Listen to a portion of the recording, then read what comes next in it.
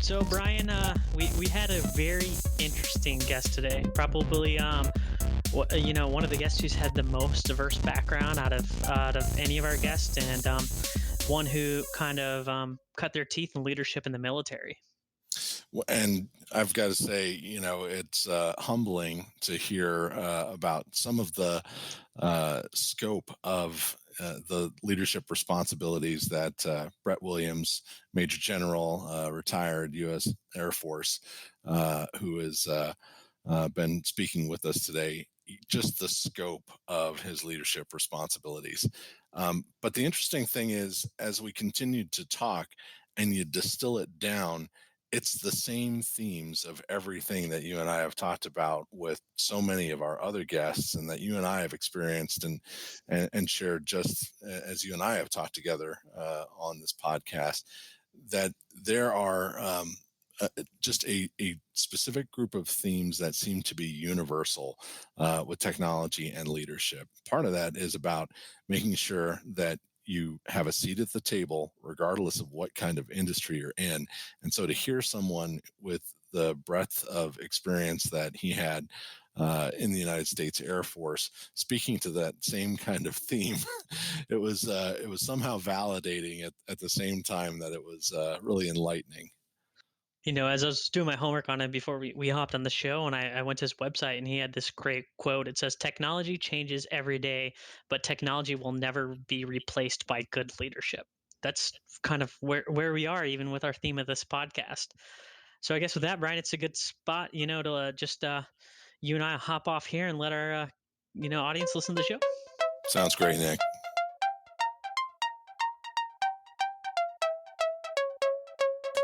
Thanks for joining us for another edition of Lead.exe. I'm Brian Comerford in Denver, Colorado. And I'm Nick Lozano in Washington, D.C. And we're joined today with our special guest, Brett Williams, Major General USAF, retired, and current COO of IronNet Cybersecurity.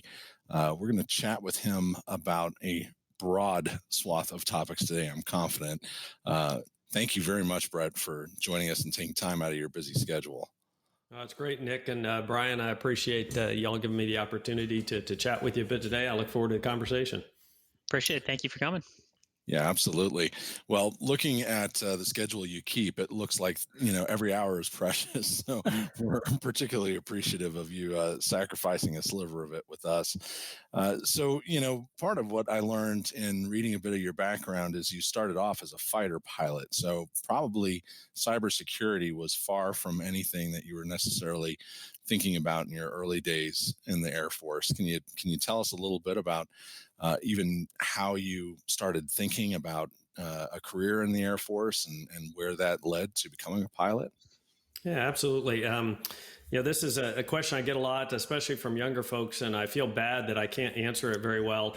In fact, I've gone back to my high school yearbook and I've looked through there to try to find the picture of the guidance counselor who told me, "Are you interested in flying? Well, maybe you ought to apply for an ROTC scholarship and apply to be a pilot. And have you thought about where you're going to school? You ever heard of Duke University? No. So I applied for the scholarship. I applied to be a pilot. I applied to go to Duke. I got accepted all those. I said, that's good enough. And, off I went. And, this was obviously well before the days of the intense college applications process that we have today. But so off I went to Duke University. My wife and I both graduated from there. She commissioned into the Air Force same day I did. She served for 20 years. Wow. I served for 33 years, and now we've been married for 38 years. I've got 2 kids. I've got a daughter that works in banking, and I've got a son who also didn't want a real job. He's a fighter pilot. He's an F-16 pilot down at Shaw Air Force Base in South Carolina, and he's married, and his wife works in construction management. So that's a little of my personal background. But so I started off as an F-15 pilot, and kind of the way it works, if you make the normal progression and end up where I did, is You can think of it as your first 10 years or so, you're an individual contributor, more or less, right? You're an F-15 pilot, you're being the best pilot you can, you're upgrading to flight lead, instructor pilot.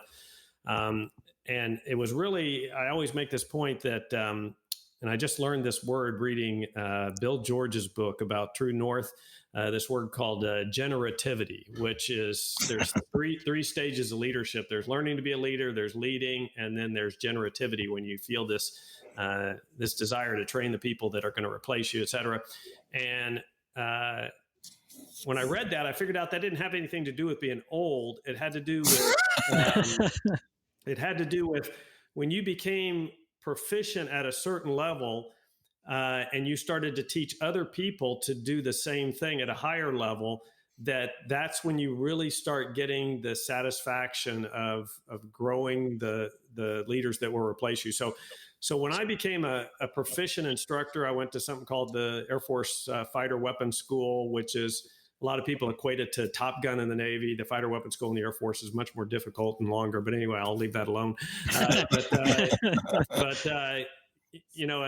As a captain in the Air Force, when I became a pretty proficient instructor, I of course still greatly enjoyed doing well myself and flying the airplane well. But I found I took all sorts of pleasure in teaching that new wingman to fly. And so now as I continued in my career, you start to broaden. You become a commander. My first command was a squadron at Langley Air Force Base, about 350 people, but 50 of those were the motorcycle gang, the pilots, right? The other 300 were the all the people that maintained the airplane. So that was my first real taste of cross-generational leadership, because they're all 18 to 25 years old. It's my first taste of real responsibility outside of just executing the fighter mission, which is tough in itself, but now you are responsible for leading all of these people, for making decisions on, the terms are the same, different in the private sector, but you're doing talent management, talent acquisition, you're doing feedback, you're doing performance development, you're providing vision, motivation, budget, all of those things. And you're running an organization that is much different when people think of, oh, you're a fighter pilot. Right. So, as I progressed through these things, my last operational job, I was commanding the Air Force's largest combat wing. That's at Kadena Air Base in Okinawa, Japan. And I've found out over time that, again, even as a general officer, the average person in the public doesn't understand what that means. So just to give you a taste of what that job was like, about 9,000 people in my command. Of course, I had, there are 5 different types of airplanes there, one of which was the F-15, which I continued to fly, and I'm proud to say was an instructor still at my advanced age. And then, so we still had the operators, the people, the air crew that flew the airplanes, the maintenance people. But now I had, for instance, 1,500 civil engineers. I had a 500-person hospital. I had a 2,000-person support group that did security, training, ran our legal system, handled the 2,000 Japanese employees that worked on the base every day. And then on top of that, I was kind of the mayor of this community of 25,000 military people and families and stuff that lived over there. And if you don't know, Okinawa is one of our most difficult overseas locations because the politics are, they're so tough over there. The Okinawa people are awesome, but they bear what they call the burden of hosting most of the American forces over there. So you look at that job and you look at what certainly there's a lot of Fortune 1000 businesses that you could run that maybe don't have that span of diversity, and that sort of thing. So I share that because I found it necessary to kind of anchor people in, and I wasn't unusual. If you make that rank, those are the kind of responsibilities you're expected to be able to do. You're supposed to be expected to lead large and diverse and complex organizations. So it came time for me to leave there, and I got a call from my boss, the 4-star general down in Hawaii. I was a 1-star, and he says, it's time to leave, and you're going to be going and working at this place called Pacific Command, which was headquartered in Hawaii, but they were the command that was responsible for all operations in the Pacific, not just Air Force, but Army, Navy, Air Force, Marines. And you're going to be what's called the J6. And if you don't understand how military staffs are organized, the one is J1's intelligence, J1 is personnel, 2's intelligence, 3's operations, where I thought I should be working. 4's logistics, 5's plans. There'll be a test later. 6 is where all the cool people work, the IT people, the command and control systems, the cyber. And so what that was I would argue, the first recognition by one of our 4-star senior commanders that we had to stop looking at IT and cyber and all of that as a support function, right? You can't have forces spread over 52% of the Earth's surface, as we like to say. And if you can't command and control them, right? If you can't issue orders, make sure they get to the right people, that they don't get to the wrong people, that when they get there, they haven't been modified, that they get there on time, et cetera, et cetera. If you can't do that, then you aren't going to execute your mission, okay? And so his view was, we've got to put somebody in there from an operational background so we can operationalize this function. And then what I found out very quickly after getting in the job is that the people that worked in there, they were more than smart enough to do this. The problem was nobody ever invited them in the room unless the video teleconference didn't work, right? Yeah. So on one hand, you are potentially delegating strategically important decisions to very junior people who have no idea what the mission priorities are, not because they're not smart enough, because they're never invited in the room. So as I reflect on my 5 years now in the private sector, working all sorts of, in my company, but through a variety of different things I have, working with all sorts of other companies, the dynamic is exactly the same. People are realizing that you don't run a business, I don't care what size it is, without being able to operate in cyberspace, right? Yet they still struggle. Why can't the CIO talk in business terms? How come they can't talk to the board and make sense? Blah, blah, blah, blah, blah. Well, have you ever brought them in the room when you had a significant business discussion, et cetera? So that's changing, especially at some of the bigger companies, but a lot of other companies, it's not. And so I spent the last 5 years of my career doing mostly cyber and IT. I finished at United States Cyber Command. So I was responsible for operations and defense and planning offensive operations for the Department of Defense. And then when I retired, I co-founded IronNet Cybersecurity with my former boss. He was the director of the National Security Agency. And so we're about 5 years into our startup journey, and we're learning what everybody learns. It costs more and it takes longer than you would like, but we're doing well. We're growing, and and that's where I am today. So, well, that is fascinating, Brad. Thank you so much for sharing that background. And I was remiss in not saying thank you for your service, and thank you to your wife and son as well. Well, thank you. That is just astonishing in scope, but it's also reassuring to a degree to know that even at that scale, the challenges are really no different than many of the things that Nick and I have talked about for 40, 50 person organizations.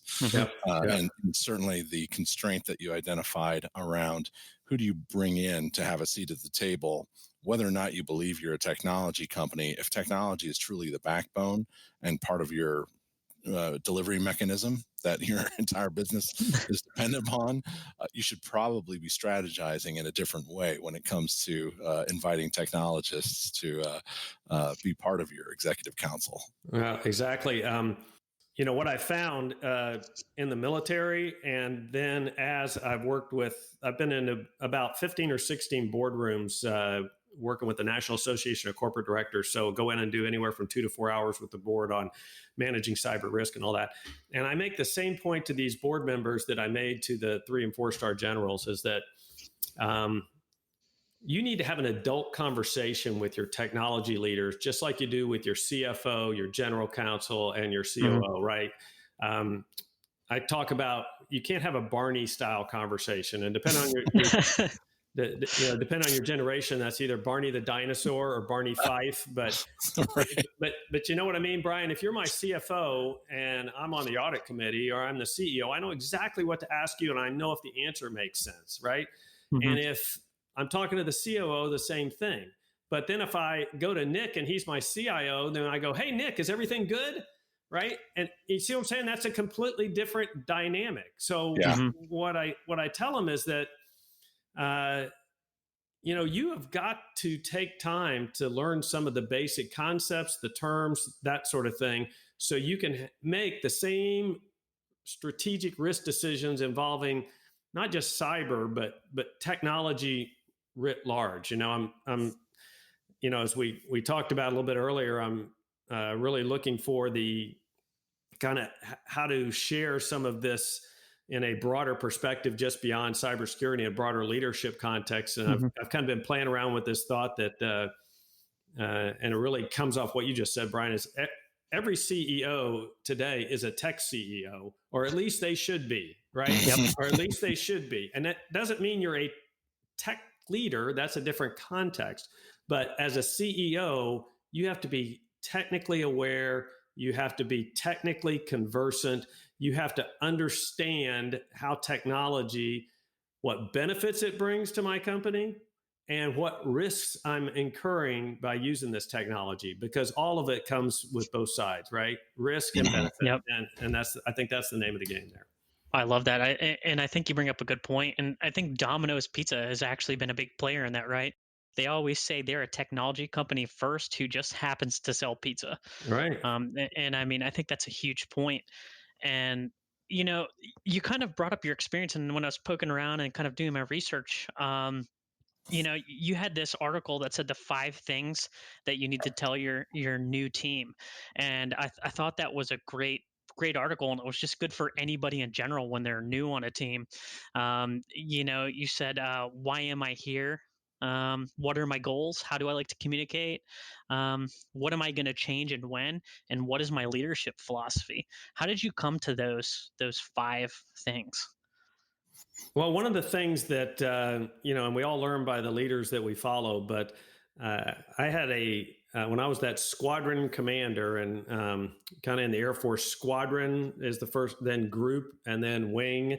And so when I was a squadron commander, the wing commander was the big boss. And I remember his name was Steve Goldfein, Goldie Goldfein. We all have call signs. Nobody knows our real first name. But anyway, so he brought us all in, all of his squadron commanders, and he took 45 minutes and just went down this list of, basically, here's how I do business, and I did what I did throughout my career, which is I'm taking notes, right? I'm writing down, here's things I see from leaders that really work and I want to emulate.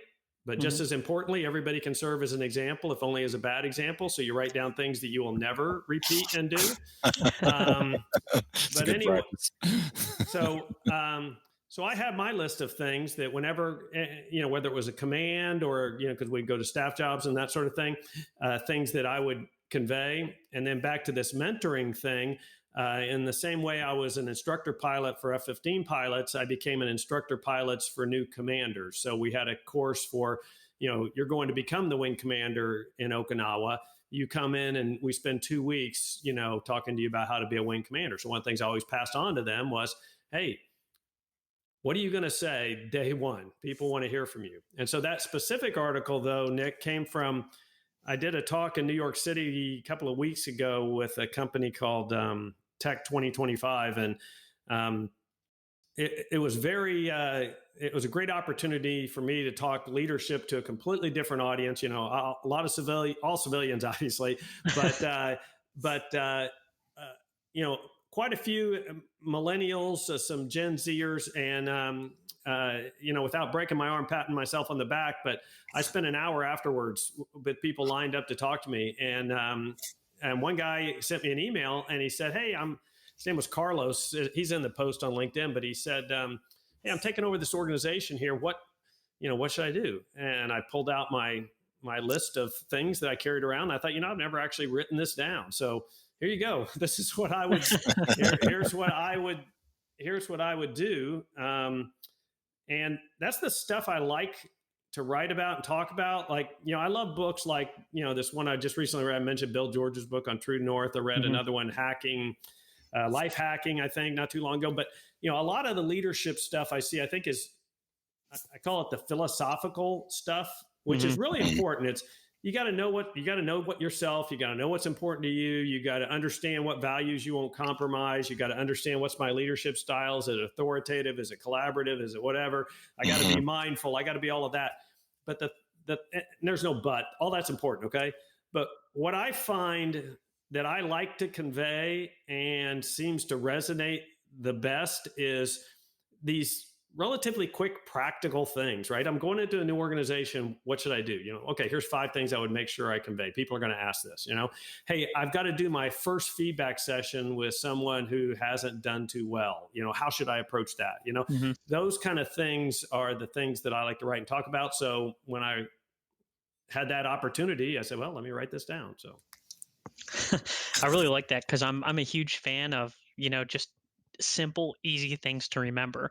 Like I'll see people post something else will be like the 35 things a new leader should do. right. I'm like, well, I'm not going to remember 35 things. Right. Boil it down to the most, the greatest 5 things I should do. I mean, that's just a great list.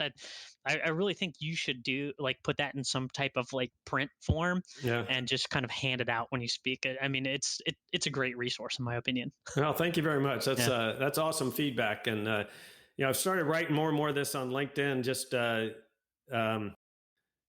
keep thinking, is a book the right thing to do? But it just seems so easy to write a book. There's so many books. There's just so much noise out there in general about leadership. How do you get through with your message? And I think you just keep putting it out there till you see where it responds. And so just like this, getting linked up with the opportunity to speak with you guys, because like some of the stuff, one of the first things I saw in yours was you have that discussion on leadership versus managers, and Yep. I remember, our company is obviously a tech company. We're building a software product. I hadn't been there very long, and I can still see it. There's certain things there in your memory, and you can see it. I can see this conversation with these 3 software developers, and they're talking about how they don't want to be people managers. And I said, well, first of all, I said, you lead people and you manage resources. And I'm telling you, these guys are all 23, and they're looking at me dumbfounded. They have never heard this. They go, what do you mean? Right. And I said, well, leadership is about relating to people. It's about understanding what makes them move, what gets them excited. Because you got to understand that if you're going to get them aligned behind the vision of the company, if you're going to be successful, all that. Resources you manage, which are time, people, and money, right? Nobody has enough time, nobody has enough people, and nobody has enough money, right? So the manager side of a leader, and I believe leaders have to be both. I don't know how much you want to go down this trail here, but it irritates the crap out of me that when I see these discussions about, oh, we have way too many managers, you look at the org chart in there, and I go, well, I don't see how you've got a team of 8 or 9 people that's doing pick whatever it is in your company, that somebody is going to be the most experienced, right? They're going to kind of do the workflow. They're going to do all that kind of thing. So they're going to manage the team, but at the same time, they've got to provide leadership, because it's that next level manager that communicates the vision from the top down, that does the feedback and the performance assessment, that makes sure that I know that Nick's ultimate goal is actually to move horizontally over into marketing at some point, where Brian's goal is to move up and take my job. And Brett's goal is actually to leave the company in 2 years because he wants to start his own thing. So it's that leader that understands what makes each person on that team tick, so that as long as you have them there, you're getting the most out of them. But the way you get the most out of them is you position them to be wherever they want to be. So, that's the leadership side in my view. The manager side is, hey, we got too many, everything can't be number 1 priority, or, I need Slack premium, or, whatever it is, so those kind of things. So I love you guys, the context you put around that. It's one of my favorites. Oh, that's great. Thank you for the feedback. This is, such a strong theme for us in, all of the discussions that we have, whether we're talking with guests like yourself, whether we're working in another leadership forum. It seems to be one of those concepts that is, once the light bulb goes on, people get it. But it's almost like developing people from that management mentality into that leadership, thought domain. It's really like there's some kind of transformation that has to take place there. For us, really trying to discuss it, cull it out through exercises. I mean, these are things that, we've been passionate about ourselves in creating a curriculum where we're taking people who are junior, right, who may never have even thought of themselves as, well, my next ambition is to go become a leader or a manager somewhere, and actually giving them practical tools through exercises to be able to undergo that type of transformation.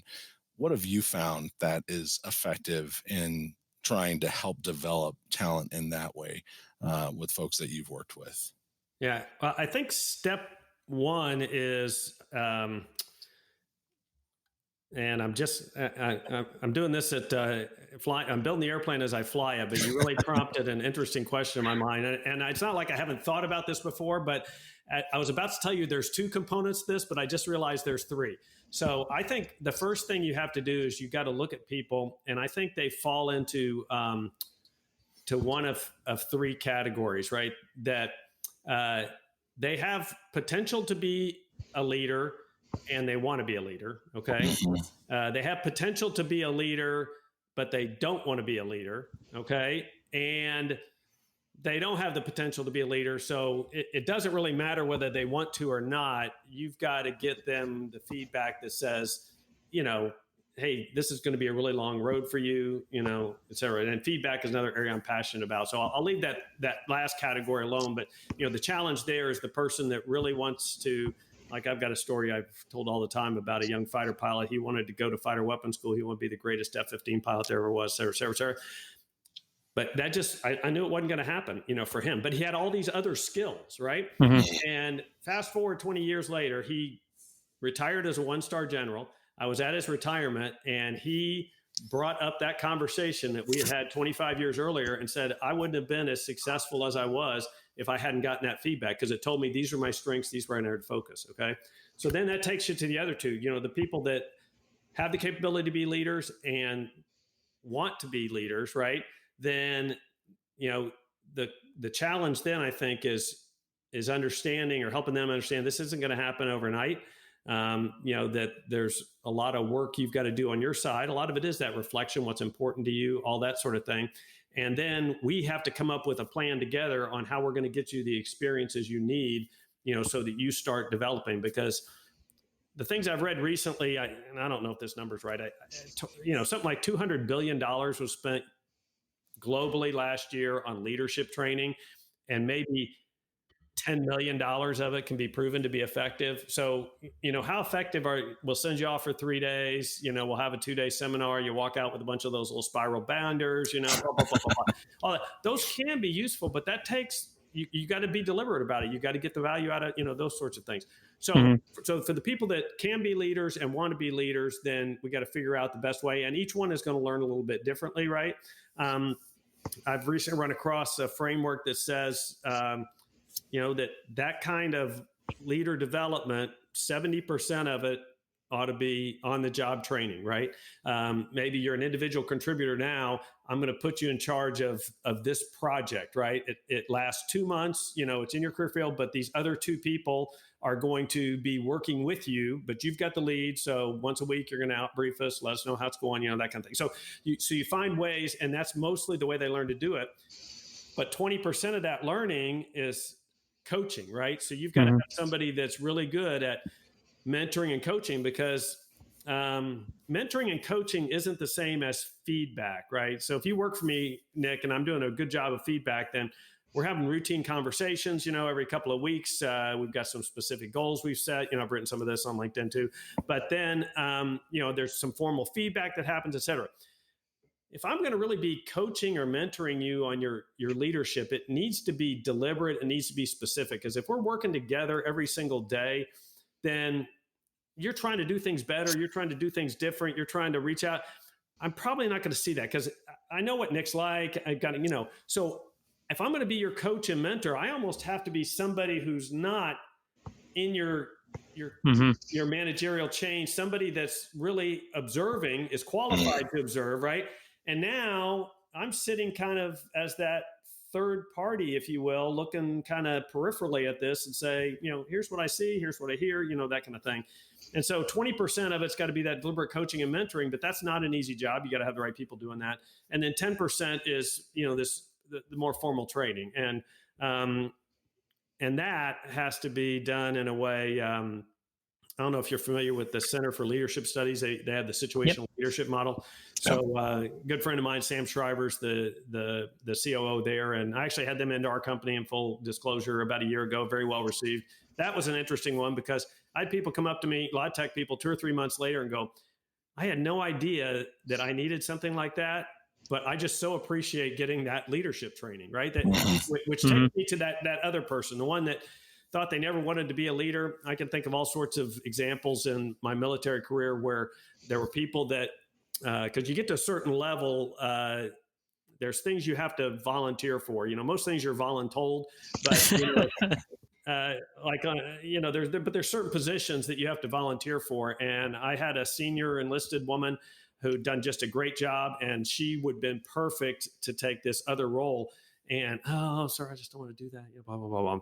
So I kind of twisted her arm, and eventually she did. And she took that, and there are different levels of that. She took that up like 3 more positions, ended up retiring as a chief master sergeant, was one of the best there is at what we call this command chief master sergeant position. So I think that's a long way of getting at, if you're going to train people, right, first of all, you got to figure out what kind of person they are. And then it's got to be deliberate. It's got to be planned. And frankly, not just anybody can do it. You got to have people that understand how to coach and mentor, I think. No, I think that's a great answer. And I think it also, resonates with something that Nick and I have talked about, quite a bit, which is the training component, having some kind of exercise to help take what's theoretical and immediately put it into action so that you're developing some muscle memory around it, because there's so many different learning styles, right? I mean, some people, they need to listen, they need to take notes. Some people, they need to see something visual. Some people are kinetic and they actually have to interact with something before it really makes sense. So having a learning model that encapsulates as many of those different types of learning styles as possible is, I think, is also a valuable facet to consider. Yeah. No, to that point, Brian, everybody, not everybody, but, people go, I've been successful at leading or managing or whatever it is. And then they go, so I'll just be a coach or what better, you got to have some kind of framework, right? You got to have some kind of model. You've got to have some disciplined way to approach this, because, otherwise I can't just, hop on the phone with you and start going, hey, how's it going? So there's got to be, there's got to be some disciplined way to go after this. And then I think that, while I think a lot of the cross-generational stereotypes we bring up aren't necessarily valid, because I read stuff about what boomers are and I go, I don't look anything like that. So what makes me believe millennials look anything like this, right? So I think a lot of that has to be taken with a grain of salt. But I do think, to your point, it reminds me of the golf analogy. I play a lot of golf, is that, when you're teaching somebody to play golf, some people, you got to put your hands on them. Some people, they watch somebody else do it. And then some people, here, I want you to do this, right? Same thing. So Some people, a role-playing thing helps really well. Some people, watching a scenario on a video works really well. Some people, reading about it, having to write it out, all sorts of different things. So I think, to your point, I think the point you're making is, if you're going to be effective at this, you got to have several different ways to teach the same thing. But they have to have, I think, a way, like when I do my keynotes, on cyber, I know I'm getting successful when you see them reach for that little pad of paper that's underneath the mints in the middle of the table, when they bring it back and they start writing stuff down, because my goal is you walk out the door with 3 things when you go back to your company and start doing it. So same thing with a leadership training thing. I want them to walk out the door with 3 things I can do different today, right? And I can see if it works. I've got a way to measure whether it works, that sort of thing. And I just want to bring up, you brought up multi-generational, leading of teams. And it kind of seems like, for a while, the millennials have been bashed on. And now even the baby boomer generation is being bashed on by the younger generations with the OK boomer thing. I don't know if you've seen that. Oh, yeah. But, in Generation Z. And just in my experience, most people always kind of want the same things. Doesn't everyone want to know what their mission is? Doesn't everybody want to be doing something better than themselves, contributing to something great? But I mean, in your experience, because you've led hugely large teams, um, what are some of kind of your takeaways from leading a multi-generational team? I mean, I know just between generations, things are always going to be different, right? Just because everyone's experience and time is different. But what are some of the things that you have learned that you can, you know, give to our audience? I think there's several things in no particular order. I think one of the most important things that you've got to understand is as a leader, communication. And one of my favorite sayings about that is it doesn't matter what I say, it matters what you heard. Hmm. And so one of the first things I've got to do, even if I'm leading a team of everybody the same age, but especially multi-generational like that, is the message that I'm putting out at the top of the organization. How do I know what message is received at 3 levels down? And the only way to know that is to get out and walk around and talk to people, right? Uh-huh. Because I can't go out and personally, 9,000 people, I can't personally go out and touch each one of them, and there's leadership theories or management theories that once you get beyond 8 to 10 direct reports, right, you can't have a direct influence on many more people than that. So you've got to have a way that message cascades down. And so having a way to check that your message is getting out in the way you want it to get out. And that doesn't mean it has to be verbatim, right? Because, if we just took the boomer running the organization, and then he's got the Gen Xer, VPs, and then he's got, the senior millennials and the junior millennials and the Generation Zers down here, that somebody a couple of levels below me is going to be possibly better at communicating to that brand new employee in words that make sense to them. But I have to make sure that, the vision, the basic things that we want to have happen, that they get translated in the right way. But at the same time, I've found that, I mentor Duke students out here. I work with a lot of ROTC cadets. I think if you just talk to people and you spend a little bit of time understanding their world, that you can communicate. One thing that struck me over the last couple of years, between both working in my company and with some of these other groups I've worked with, is these 25-year-olds, they're dying for leadership stuff. I really see it in formal conversations, informal conversations. So I think there's a huge opportunity. But to me, the biggest thing is communication. And I think it's learning to use other communications means that maybe you haven't been comfortable with in the past. The whole quote unquote social media, that goes all the way from, Facebook, that kind of thing, to how does your company use Slack, or what's it called in Microsoft, One Team? Those are social media things. We use an HR platform called Quantum, and I primarily drive it so people enter individual goals in there. But that becomes, because it's got likes, and it's got posts, and it's got shout outs, and it's got all that. So to me, that's where the boomer, or the Gen Xer has got to figure out, how can I leverage those platforms to make sure I'm to make sure I'm communicating. Remember that communicating is, some of it's talking, but most of it's listening and making sure you get the message back. So to me, the biggest thing is, it is about communication. But the second thing is that, kind of to your point earlier, Nick, is again, the example I use, we got a 25-year-old software developer. He's a rock star, right? He's one of our top 2 or 3 folks. And there was a period of time when I was overseeing our engineering area. Not that I have any expertise in that, but we needed somebody to go in there, as we were looking for the right lead for that area. And, I started reading about Agile, and reading about Scrum, and reading about some of these ways to, set objectives and get more specific, and requirements, and all this kind of stuff. And, and there was some pushback. Well, we don't want to do that. It's too much process. I said, it's a process to make you agile, right? Et cetera. And he came up to me and he goes, he says, don't let them win.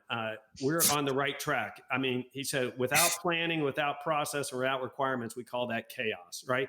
And so this is this young guy who absolutely was looking for what's the direction, what are the priorities, how do I contribute. So I think you're exactly right. Everybody wants to know, and then I call it connecting the dots. How does what I do every day contribute to the mission of this organization? And not to kill you guys with stories, but during Desert Storm 2, Operation Iraqi Freedom. So I'm over at a base in Saudi Arabia. It's literally in the middle of the desert. I had the ops group at the time, one below the wing. So about 2,000 different people flying all sorts of different airplanes and stuff. And we all operated out of this place called Ops Town, right? That's where all the aircrew were. But whenever the comm guys came in, even to fix a phone, they were fired up. They were professional because somehow their boss had conveyed to them how important their job was, right? Because it's not hard to convince the pilot how important his or her job. It's not hard to convince the person loading the bombs on the airplane. They can connect that to the airplane taking off and going on its mission. But the guy that fixes the phone, how do you convince him? And then draw that back to, there were literally people that deployed for a year to work in the gym handing out basketballs. So look at the leadership it takes to make that person understand their connection, right? They got a lot more dots to connect. So I think that's another thing people want is help me connect the dots from what I do to this company generating revenue, right?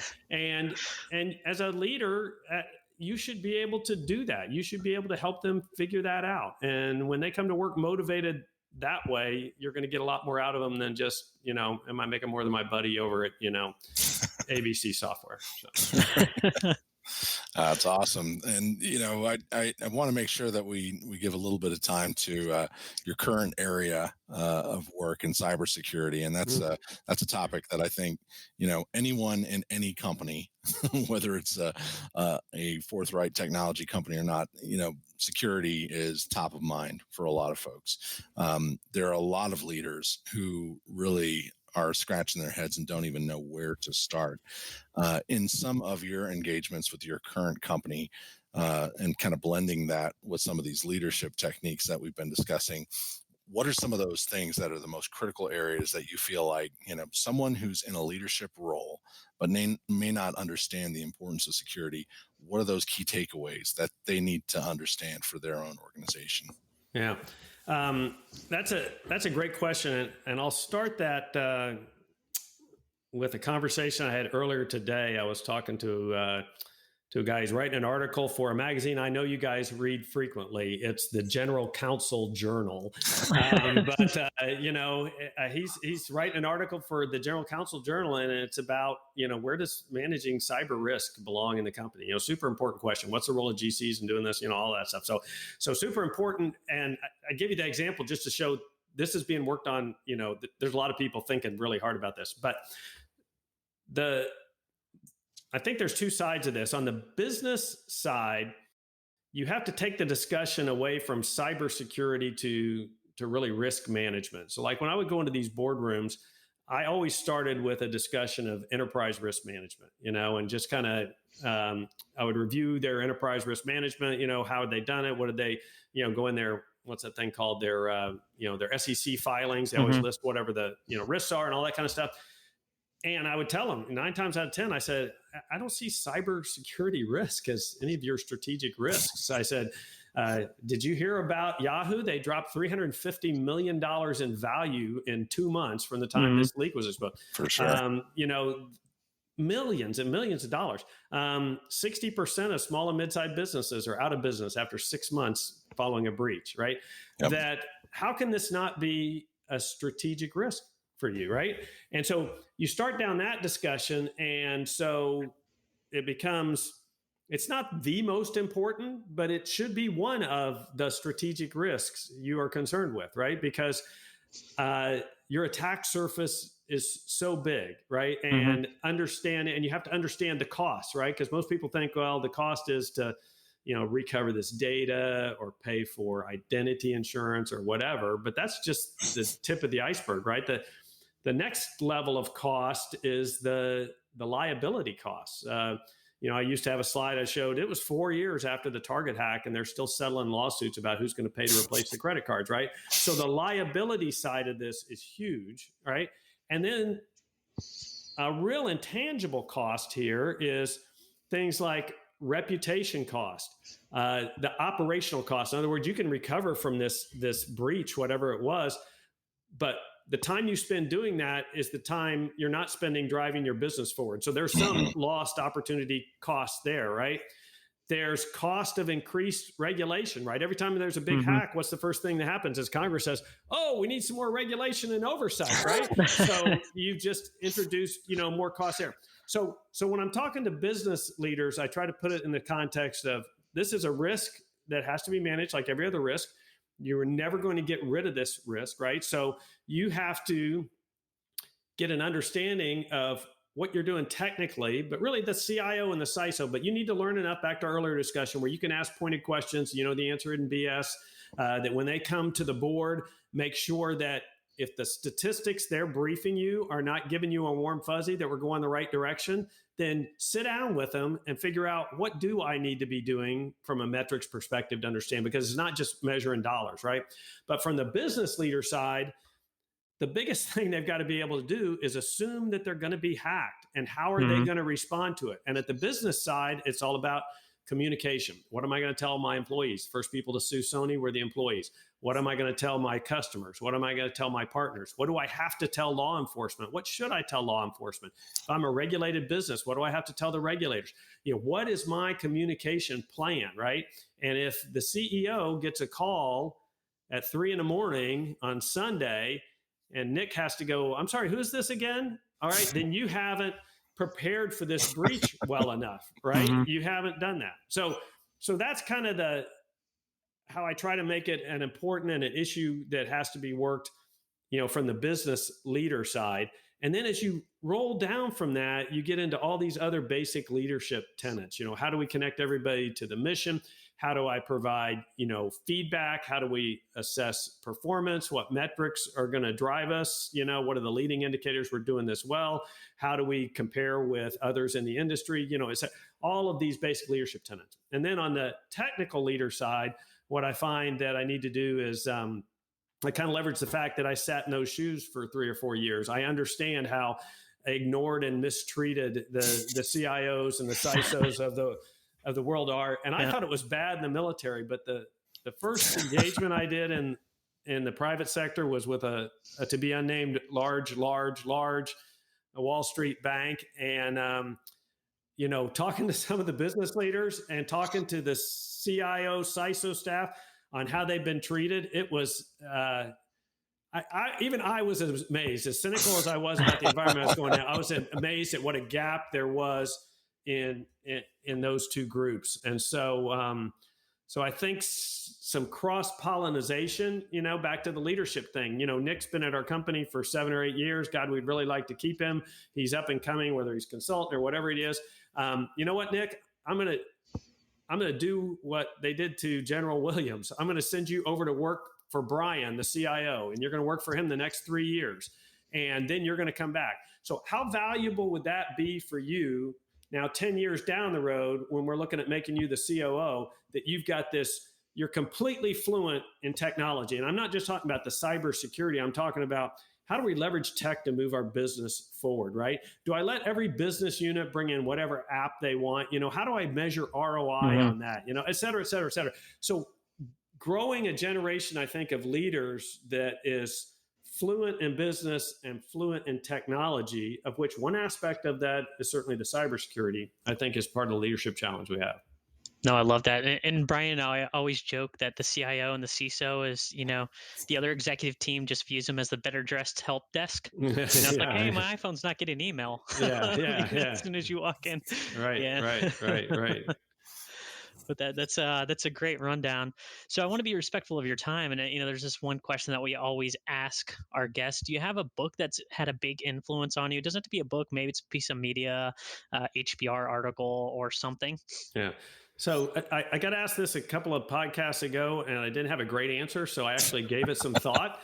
And after listening to me pontificate for the last 45 minutes, you'll probably not be surprised that I don't have a single answer to that. But I'll give you three kind of categories of stuff that I found amazingly impactful. So in 1993, I spent a year in a course. That's another thing people don't realize in the military. And 33 years, I spent 4 full years in formal education. I mean, like real professors, real writing, real reading, all that thought. And this course was called the School of Advanced Air Power Studies. And it was literally the book a day club. You met 4 times in seminar, 2 hours a week.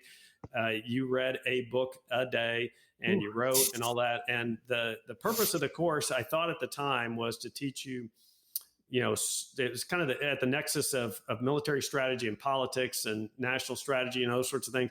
But what the course was really all about was critical thinking, right? Is questioning your assumptions. It's proving that there's causation, not correlation.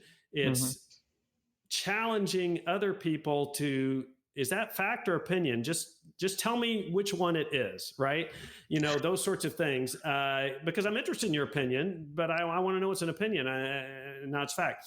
And there were 2 books in that course that have stuck with me. One was the Essence of Decision Making, and what that was about was the Cuban Missile Crisis, and it went through 4 different models on how the U.S. government decided to handle that, and it showed you really can't prove which model, but and I don't remember the details of it, but there's one model that wraps around the decision was made because of the strength of the leader. There's another one that's wrapped around to actually make the organization survive politically the way it's always been bureaucratically, So there's different models of decision making, and you just got to realize which one is driving you to the decision and make sure that decision is okay, right?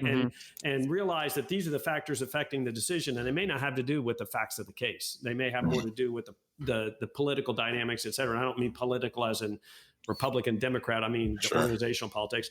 And then the second book was called Thinking in Time, and it was all about how people misuse historical analogies to make decisions. Oh, I think I'd love that book. So think about that in the business world, right? It happens all the time. Oh, because we were able to get into this segment of the market and deliver this product, we should have the same sales guys given the same over here, whatever the case may be. It's the classic. Why are we doing it that way? Because we always did it that way. Well, that's about the worst answer. It doesn't mean you shouldn't do it that way, but you really should be thinking about it. So those 2 are important to me. Then the other kind of series of things that I've found are interesting is things about how humans work and how the world works. And I read a book called Sapiens about 4 or 5 years ago. And in fact, I was at dinner this week, and there was a guy at another table talking about this book, Sapiens, he read. I mean, the book's, 5 or 6 years old. I'm trying to remember the author. It's an Israeli author, but Harari. And he's written a follow-on. I haven't read it, but that book was fascinating to me because it got to kind of his theory of how all of these things that we just take for granted as being facts of life, everything from money to religion to corporations, that it was interesting to me because he starts from the premise of, I can't remember now, but it's about 50 people that you can keep oriented on something because we've got family ties, we live in the same town, whatever. When you get bigger than that, you got to have something else that gets people organized and motivated to go same direction, right? And so he went through all these things. The other thing I read was really interesting is this book called The Story of the Earth. It was, the author is Hazen, and it was mostly the geological history of the Earth, and then it touched on the biological history of the Earth. But to me, there were 2 aspects of it that were fascinating. Is one, how the hell did they figure this out? And 2, it's, I got a friend that says, don't look into the abyss, but it starts getting you to think, the sun's going to go out in 5 billion years, and we are I don't remember if it's that book or it was another book, but it said, if you took the entire history of the Earth and put it on a calendar, right? Dinosaurs showed up on like December 12th. Right. Humans showed up at 12:59:30 on December 31st, right? That's how small, we are. So anyway, and then the last thing is just really with my current efforts to figure out, I've got all these brilliant ideas, as you all have heard, but how can I, really fill my passion and figure out, where can I put these to use? How can I get these out? And I've started listening to a podcast by a guy named Peter Winnick, he's got a company called Thought Leadership Leverage. And so he puts out a couple of podcasts a week, but he talks to people that have, very well-known thought leaders, and doesn't talk to them about their topic, but he talks to them about all the work they had to put into, all the content they had to build, all the time it takes to do this. How do I target, how do I, and all of them are, are passionate about, they have something they want to say. But what really motivates them is, I got something I really want to talk about. Wouldn't it be cool if I could make my living doing that, as opposed to nights and weekends, putting out content and then going to a job, which I may not like as much, So that's kind of three things. Everything that drove me to be, and I will call myself a critical thinker. I think things that make you think about, put your life and our lives in perspective. I thought those couple of books were interesting. And then as I'm kind of going into this, this phase of, really trying, and we call it part 3, the military guys do. You've got your military career, then you usually go into some kind of business, and then you go into kind of a part 3. For some people, they go play golf all the time, which I would do, but I keep finding myself working out in the mornings and thinking, God, I got to write an article about the 5 things that you should do when you open up a team, or how to give feedback. Or I don't know if you guys saw the one I did on the aerodynamics of leadership, right? I did. That's what actually drove me to your profile. Right. Like, my God, this is an amazing article. This kind of thing. And the one I just wrote on, we call it the debrief. When you finish flying the mission, hey, if you are going to sit down and figure out what went right, what went wrong, how to get better next time, then why even fly? And so I talked about how much time we spent doing that. And, I question from, things I've seen in the private sector is how well do we do? I think the businesses that do best are really good at setting goals, really good at monitoring progress towards the goals. And then occasionally, just like in Scrum and Agile, right? You have a time for retrospective, you stop, right? And you realize I'm too busy working to figure out what I've been doing right? Really? Wouldn't you like to know if what you were working on was producing the results you wanted? But, like Yogi Berra said, if you don't know where you're going, you might end up somewhere else. So if you don't set goals, right? If you don't set goals ahead of time, then how are you going to measure progress towards them? And then if you don't reach the goal, if you don't stop and take time to figure out why I didn't reach it, then, now you're with Einstein's theory of, insanity, right? Keep doing the same thing and expect different results. But just as importantly, hey, we kicked ass on this goal. What did we do? Let's reinforce it. Let's do more, right? Or that was what we needed to do to achieve that one. Is that what we need to do to achieve the next one? Because we don't want to spin our wheels, right? And go, wow, we succeeded there, but now we're stuck. You know what I'm saying? So the discipline of what I put in that little article, plan, brief, fly, debrief, plan, that cycle, and I say ruthless in there, but I had to learn, we call it the 90-10 rule is you get into a debrief, you spend 90% of the time talking about the 10% that didn't go right. And it's because that's where we know we got to get better, right? But what I learned as you get leading these larger and larger organizations, people didn't grow up with that. And, I found, my leadership style had to evolve because I found people who I had to spend more time saying, Nick, I really appreciate what you did. This was really cool. This really benefited us. Like, this is one little area that we need to, I'd really like to improve on, But Brian may be the kind of guy that I hit him in the side of the head with 2x4 and go, what don't you get about this? So you just got to figure out, what's the best way to, to communicate with people, to influence people and that sort of thing. So. Well, clearly you've sized this up well. So. Yeah. People, they can't see the video here, but you do look like you've been whacked a couple of times. So. That's right. Well, Brett, thank you so much for making us part of your part 3. And this has been a fascinating discussion, and you are definitely a critical thinker. So really appreciate all of your contributions today. Any closing remarks, Nick, about the guests that we've had here? Oh no, I'm just gonna tell you, you need your own podcast. I don't know if anyone's told you that yet, but you should definitely do your own. Just want to thank you for your service, all your time, and your families. We really appreciate it. You guys keeping us safe here. And if people are looking for you on the internet, you said you're a keynote speaker. We'll be sure to tag everything in the show notes and in promotion. But where can people find you? Yeah, I've got a couple of websites. I'm trying to figure out how I merge these personas, but the main one is the cyberspeaker.com. And I've got another one, Brett Williams Leadership. I put out most of my content really on my LinkedIn page. So either articles or comments on posts, do a lot there. And then about 6 weeks or so, I said, I've got to get into the Instagram world. So I'm on Instagram at General E.T. Williams. And so, I'm